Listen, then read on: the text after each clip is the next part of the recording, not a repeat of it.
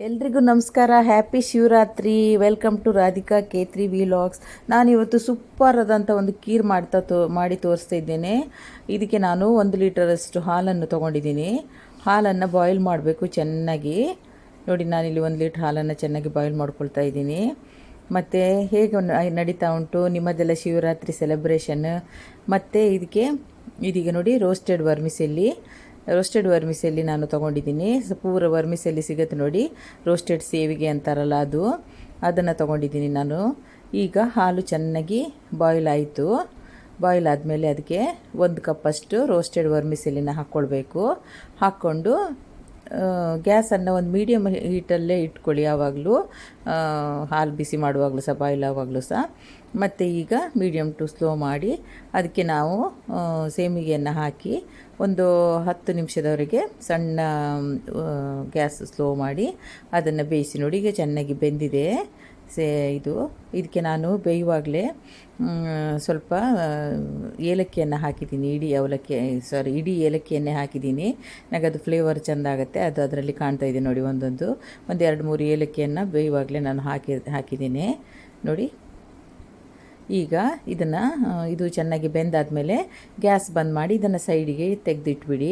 ಇದು ಬೇಯೋದು ಬೇಡ. ಅದೇ ಒಂದು 10 ನಿಮಿಷದವರೆಗೆ ಬೇಯಲಿ. ಇನ್ನೂ ಸಹ ಬೇಯ್ತಾ ಉಂಟು ನೋಡಿ. ಹೀಗೆ ಸಣ್ಣ ಉರಿಯಲ್ಲಿ ಕುದಿ ಬರ್ತಾ ಉಂಟು ನೋಡಿ. ಹಾಲೆಲ್ಲ ಈಗ ಚೆನ್ನಾಗಿ ಇದು ಮಾಡ್ಕೊಂಡು ಅಬ್ಸರ್ವ್ ಆಗಿದೆ. ಅದರಲ್ಲಿ ಏಲಕ್ಕಿ ಹಾಕಿದ್ದೆಲ್ಲ, ಇಡೀ ಏಲಕ್ಕಿ ಅದು ಸಹ ನೀರಲ್ಲಿ ನೆಂದಾಗಿ, ಹಾಲಲ್ಲಿ ನೆಂದಾಗಿ ಸ್ವಲ್ಪ ದೊಡ್ಡ ಆಗಿದೆ ನೋಡಿ ಏಲಕ್ಕಿ ಸಹ. ಈಗ 1 ಟೇಬಲ್ ಸ್ಪೂನು ಅಥವಾ 2 ಟೇಬಲ್ ಸ್ಪೂನು, ನಾನಿಲ್ಲಿ 1 ಟೇಬಲ್ ಸ್ಪೂನಷ್ಟು ತೊಗೊಂಡಿದ್ದೀನಿ. ತುಪ್ಪವನ್ನು ತಗೊಂಡು ಅದಕ್ಕೆ ನಾನು ನೆನೆಸಿಟ್ಕೊಂಡಂತಹ ಬಾದಾಮಿ ಬೇಕಾದರೆ ಸಿಪ್ಪೆ ತೆಗಿಬೋದು. ಸಿಪ್ಪೆ ತೆಗೆದಿದ್ರು ಏನು ಪರವಾಗಿಲ್ಲ. ನೆನೆಸಿಟ್ಕೊಂಡು ನಾನು ಅದನ್ನು ಹೀಗೆ ಉದ್ದುದ್ದಕ್ಕಾಗಿ ಕಟ್ ಮಾಡ್ಕೊಂಡಿದ್ದೀನಿ. ಮತ್ತು ವಾಲ್ನಟ್ ತೊಗೊಂಡಿದ್ದೀನಿ, ಸ್ವಲ್ಪ ಗ್ರೀನ್ ಪಿಸ್ತಾ ತೊಗೊಂಡಿದ್ದೀನಿ, ಸ್ವಲ್ಪ ಮತ್ತು ಒಣ ದ್ರಾಕ್ಷಿಯನ್ನು ತೊಗೊಂಡಿದ್ದೀನಿ. ನಿಮ್ಗೆ ಯಾವ ಡ್ರೈ ಫ್ರೂಟ್ಸ್ ಬೇಕಾದರೂ ಹಾಕ್ಕೊಳ್ಬೋದು. ಇದಕ್ಕೆ ತುಂಬ ಡ್ರೈ ಫ್ರೂಟ್ಸ್ ಹಾಕಬೇಕು, ಅದೇ ತುಂಬ ಟೇಸ್ಟ್ ಇದಕ್ಕೆ. ಈಗ ತುಪ್ಪ ಬಿಸಿ ಆಯಿತು. ಬಿಸಿ ಆದಮೇಲೆ ನಾನು ಈ ಡ್ರೈ ಫ್ರೂಟ್ಸನ್ನೆಲ್ಲ ಇಟ್ಕೊಂಡಿದ್ದೆಲ್ಲ ಚಾಪ್ ಮಾಡಿಕೊಂಡು ಅದನ್ನು ಹಾಕಿ ಅದನ್ನು ರೋಸ್ಟ್ ಮಾಡ್ಕೊಳ್ಬೇಕು. ಅದು ಸಣ್ಣ ಗ್ಯಾಸಲ್ಲಿ ಚೆನ್ನಾಗಿ ರೋಸ್ಟ್ ಮಾಡ್ಕೊಳ್ಳಿ. ಸ್ವಲ್ಪ ಅದು ಕ್ರಿಸ್ಪಿ ಆಗುವವರೆಗೆ ನಿಮ್ಗೆ ಗೊತ್ತಾಗುತ್ತೆ. ಅಷ್ಟವರೆಗೆ ರೋಸ್ಟ್ ಮಾಡಿಕೊಂಡ್ರೆ ಆಯಿತು. ನಾನೀಗ ಇಲ್ಲಿ ರೋಸ್ಟ್ ಮಾಡ್ಕೊಳ್ತಾ ಇದ್ದೀನಿ ಗೀಯಲ್ಲಿ. ಅದನ್ನು ಚೆನ್ನಾಗಿ ಹೀಗೆ ರೋಸ್ಟ್ ಮಾಡ್ಕೊಳ್ಳಿ. ಜಾಸ್ತಿ ಗೀ ಬೇಕಾದರೆ ಜಾಸ್ತಿ ಹಾಕ್ಕೊಳ್ಳಿ. ನಾನಿಲ್ಲಿ 1 ಟೇಬಲ್ ಸ್ಪೂನ್ ಅಷ್ಟೇ ಹಾಕಿದ್ದೀನಿ, ಯಾಕಂದರೆ ಫುಲ್ ಫ್ಯಾಟ್ ಮಿಲ್ಕ್ ಹಾಕಿದ್ದೀನಿ. ಮತ್ತು ಇದರಲ್ಲಿ ಲಾಸ್ಟ್ವರೆಗೆ ನೋಡಿ ನೀವು, ಹೊಸದೊಂದು ಟ್ರಿಕ್ ಇದೆ. ನಾನು ಅದನ್ನು ಹಾಕಿದ್ದೀನಿ, ಎಲ್ಲ ಕೀರ್ ಹಾಗೆ ಅಲ್ಲ. ಇದಕ್ಕೆ ನಾನು ಬೇರೆ ಏನೋ ಒಂದು ಹಾಕಿದ್ದೀನಿ. ಹಾಗಾಗಿ ವಿಡಿಯೋವನ್ನು ಲಾಸ್ಟ್ ತನಕ ನೋಡಿ. ನನ್ನ ಚಾನಲನ್ನು ಸಬ್ಸ್ಕ್ರೈಬ್ ಮಾಡಿ, ಲೈಕ್ ಮಾಡಿ, ಶೇರ್ ಮಾಡಿ. ಇದು ನಂದು favourite sweet, one of the favourite sweet ಇದು. ನನಗೆ ತುಂಬ ಇಷ್ಟ. ಫುಲ್ ಡ್ರೈ ಫ್ರೂಟ್ಸ್ ಹಾಕಿ ಹಾಲಿನಿಂದ ಕೀರ್ ಮಾಡ್ತಾರಲ್ಲ, ಅದು ನಂದು ಫೇವ್ರೇಟ್. ನನಗೆ ತುಂಬ ಅಂದರೆ ತುಂಬ ಇಷ್ಟ. ಸೊ ಅದನ್ನು ಮಾಡೋಣ ಅಂತ ಮಾಡಿದೆ. ಹಾಗೆ ನಾನು ಎಣಿಸಿದೆ ಒಂದು ವೀಡಿಯೋ ಮಾಡಿ ಹಾಕೋಣ, ನನ್ನಾಗೆ ಬೇರೆ ಯಾರಿಗಾದರೂ ಇಷ್ಟ ಇದ್ದರೆ ಅವರು ಸಹ ಮಾಡ್ಬೋದಲ್ಲ ಅಂತ. ಈಗ 1 ಕಪ್ಪಷ್ಟು ಸಕ್ಕರೆಯನ್ನು ತೊಗೊಂಡು ನೋಡಿ, ಇದು ಸಹ ನಾನು ಸ್ವಲ್ಪ ಬೇರೆ ಥರ ಮಾಡ್ತಿದ್ದೀನಿ, ಎಲ್ಲ ಕೀರಾಗಿ ಮಾಡ್ತಾಯಿಲ್ಲ. ಅದಕ್ಕೆ ಒಂದು ಅರ್ಧ ಕಪ್ಪಷ್ಟು ನೀರು, ಅರ್ಧಕ್ಕಿಂತ ಸ್ವಲ್ಪ ಕಡಿಮೆ ಸಹ ತೊಗೊಳ್ಬೋದು. ನೀರನ್ನು ತೊಗೊಂಡು ಅದನ್ನು ಚೆನ್ನಾಗಿ ಹೀಗೆ ಒಂದು ಸ್ವಲ್ಪ ಸ್ಟರ್ ಮಾಡಿ ಅದನ್ನು ಸರಿಯಾಗಿ ಒಂದು 8-10 ನಿಮಿಷದವರೆಗೆ ಕುದಿಸ್ಬೇಕು. ಅದು ಆ್ಯಕ್ಚುಲಿ ಬ್ರೌನ್ ಕಲರ್ ಬರಬೇಕು. ನಾನಿವತ್ತು ನನಗೆ ಸ್ವಲ್ಪ ಮಾಡುವಾಗ ಲೇಟ್ ಆಯಿತು. ನಾನಿವತ್ತು ಸಡನ್ನ ಅಂದಾಜು ಮಾಡಿದೆ ಕೀರ್ ಮಾಡೋಣ ಅಂತ. ಹಾಗಾಗಿ ನಾನು ಅಷ್ಟು ಬ್ರೌನ್ ಆಗೋವರೆಗೆ ಕಾಯುವಷ್ಟು ಪುರ್ಸತ್ತಿರಲಿಲ್ಲ, ಲೇಟ್ ಆಗ್ತಾಯಿತ್ತು. ಹಾಗಾಗಿ ಅದು ಆ್ಯಕ್ಚುಲಿ ನೀರು ಸಹ ಸ್ವಲ್ಪ ಜಾಸ್ತಿ ಆಯಿತು. ನೀರು ಇನ್ನೂ ಅರ್ಧ ಕಪ್ಗಿಂತನೂ ಕಡಿಮೆ ತೊಗೊಂಡು ಚೆನ್ನಾಗಿ ಅದು ಬ್ರೌನ್ ಆಗ್ತದೆ. ಹಾಗೆ ಕ್ಯಾರಮಲ್ ಅಂದರೆ ಫುಲ್ಲು ಈಗ ಗಟ್ಟಿ ಆಗೋದಿಲ್ಲ, ಒಂಥರ ಚಾಕ್ಲೇಟ್ ಸಾಸ್ ಹಾಗೆ ಕಲರ್ ಆಗುತ್ತೆ. ಹಾಗೆ ಆಗುವವರೆಗೆ ಅದನ್ನು ಕುದಿಸ್ಬೇಕು. ನಾನು ಅಷ್ಟರವರೆಗೆ ಕುದಿಸ್ಲಿಲ್ಲ.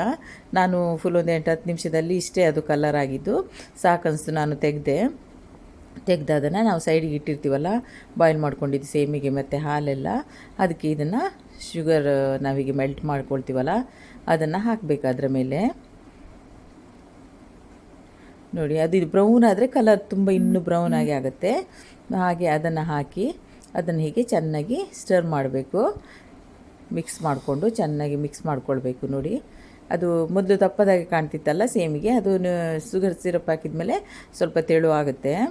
ಮತ್ತು ದಯವಿಟ್ಟು ನನ್ನ ಚಾನಲನ್ನು ಸಬ್ಸ್ಕ್ರೈಬ್ ಮಾಡಿ, ಲೈಕ್ ಮಾಡಿ, ಶೇರ್ ಮಾಡಿ. ಸೇಮಿಗೆಯಿಂದ ನೀವು ಯಾವ ಥರ ಖೀರ್ ಮಾಡ್ತೀರಿ ನನಗೆ ಅದು ಸಹ ಹೇಳಿ, ಇದರಲ್ಲಿ ಮೆಸೇಜಲ್ಲಿ ಕಮೆಂಟ್ಸಲ್ಲಿ ಹೇಳಿ. ಈಗ ಇದಕ್ಕೆ ನಾವು ರೋಸ್ಟೆಡ್ ಡ್ರೈ ಫ್ರೂಟ್ಸ್ ಉಂಟಲ್ಲ ಅದನ್ನು ಹಾಕ್ಕೊಳ್ಬೇಕು. ಗ್ಯಾಸ್ ಎಲ್ಲ ಬಂದ್ ಮಾಡಬೇಕು, ಗ್ಯಾಸಿನ ಅವಶ್ಯಕತೆ ಇಲ್ಲ. ಹೀಗೆ ಗ್ಯಾಸ್ ಬಂದ್ ಮಾಡಿನೇ ಇದನ್ನೆಲ್ಲ ಹಾಕಬೇಕು. ನೋಡಿ ರೋಸ್ಟೆಡ್ ಡ್ರೈ ಫ್ರೂಟ್ಸ್ ಏನು ಚೆನ್ನಾಗಿ ಕಾಣ್ತಿದೆಯಲ್ಲ, ತಿನ್ನುವಾಗಲೂ ತುಂಬ ಟೇಸ್ಟಿಯಾಗಿರುತ್ತೆ. ಪ್ರತಿಯೊಂದು ಸ್ಪೂನಲ್ಲೂ ನಮಗೆ ಡ್ರೈ ಫ್ರೂಟ್ಸ್ ಸಿಗುತ್ತಲ್ಲ, ಸೊ ಅದು ತಿಂದವರಿಗೇ ಗೊತ್ತು ಅದರ ರುಚಿ, ಅಷ್ಟೂ ಟೇಸ್ಟಿಯಾಗಿರುತ್ತೆ.